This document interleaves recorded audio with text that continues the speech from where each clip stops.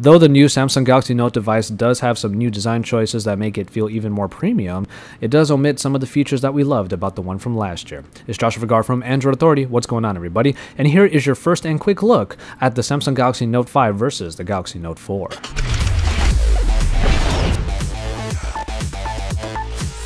Normally, the Samsung Galaxy Note series differentiates itself from the Galaxy S line on the design front, but this year that just isn't the case. Comparing the two devices, you can already see where it gets its inspirations from. The Note 4 seemed like a phone that really tried to be executive with its leather on the backing and the metal frame that we already loved in the Note 4. But the metal frame returns down the Note 5 and takes on the design from the Galaxy S6. But that also means a dual glass panel design that might make this one of the most delicate and also most expensive phones you don't want to be dropping anywhere. The Galaxy Note 5 though still retains everything that the Note 4 already had in its design, including the button layout with the fingerprint scanner that's embedded into the home button up front that now is of a press design instead of the swipe design that the Note 4 started from last year. And the press design does seem to fit very well, and it does allow for an easy way of unlocking the phone. But also the Galaxy Note 5 does shed a millimeter about in all directions, so it does feel a little bit more narrow and a little bit smaller, just that tiny bit from the Note 4.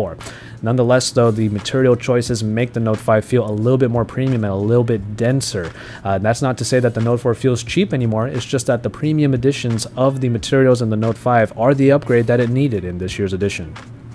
Where we see the same features return are mostly in the display. The Galaxy Note 5 features a 5.7-inch Quad HD Super AMOLED display that is just as good, if not even better, than the one that we found in the Note 4. And it's enjoyable for everything from media to text reading to all of the multitasking and work that you would be doing on either of these devices. And really, we do think that the Super AMOLED construction is still doing very well for the Note series. Now in performance, we now have a bit of a change in the Note line because after the Galaxy S6, Samsung decided to put Exynos processors across all of their devices, and that is now the case in the Note 5. Now it's going to be very powerful, especially with 4 GB of RAM that is made for all of the multitasking that you're going to need, and that is a bit of a bump up from the Galaxy Note 4 that had the Snapdragon 805 processor backed by 3 GB of RAM, but still, the Note 4 should be able to provide all of the performance that plenty of users still need, so it doesn't lose too much ground on that front. And then of course we have the construction of the S Pen, which we will cover a little bit here. The Note 4 S Pen did nestle itself into the bottom right corner pretty well, and it was pretty easy to pop out, but now the construction of the S Pen on the Note 5 allows it to be flush with the design, and the reason why is because the top portion is now of a clicky design. You'll be able to even click it like a regular pen, but it clicks into the chassis and kind of keeps itself out of the way until you pop that thing out, and then you're able to pull out the S Pen from there. Now, where you're probably going to find some real holes from the Note 4 to the Note 5 is in hardware, and that's because the Note 5, taking on the design of the Galaxy S6, does have to omit a couple of key features, and that is the expandable storage and also the removable battery. Expandable storage is something that I know a lot of users are going to have some problems with, and because of that, the Samsung Galaxy Note 5 will come in 32 or 64 GB storage options, no 128 unfortunately, and I'm sure a lot of people will be pining for what should have been a micro SD card slot somewhere on this design.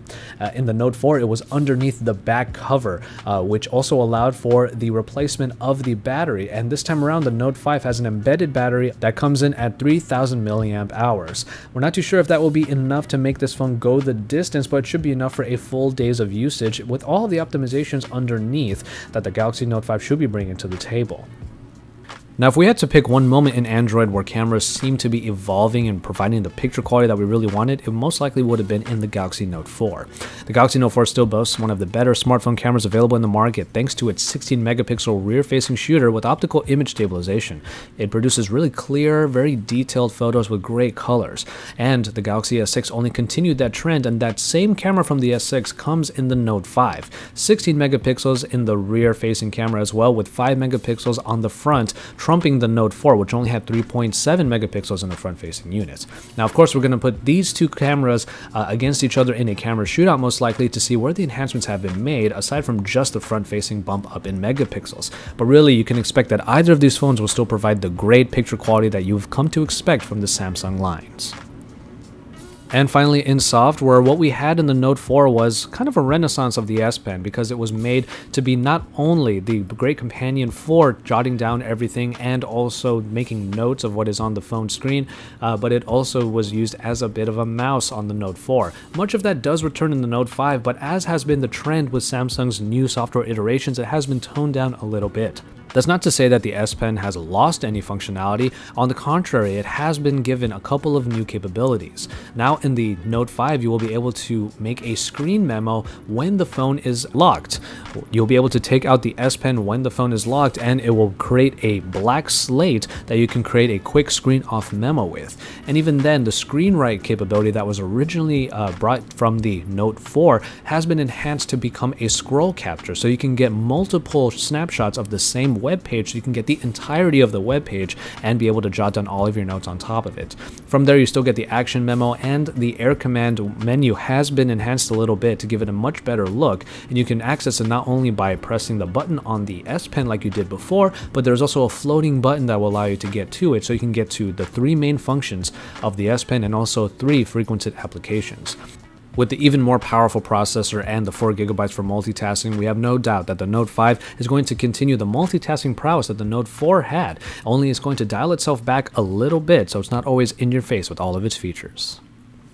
If there's one thing that's clear, it's that the Galaxy Note 5 got the update that it needed from the Galaxy Note 4, with a more substantial and robust design, upgraded internals, and of course an improved software experience including the new S Pen. There are the little details of the S5 that really make it the phone that we know is going to really sell well this year. It's just that a few of the choices that it made, especially in design, means that some of its features that probably a lot of users really wanted are no longer in the Note 5. You might have to go back to the Note 4 for those. That being said, however, both of these phones still provide some great experiences, and the Note 4, with a lower price point from being last year's model, still might be one of the most viable options in Android today. But we're going to put these two into a more in-depth comparison, so make sure you stay tuned for more of that and more on the Samsung Galaxy Note 5 here at AndroidAuthority.com, because we are your source for all things Android.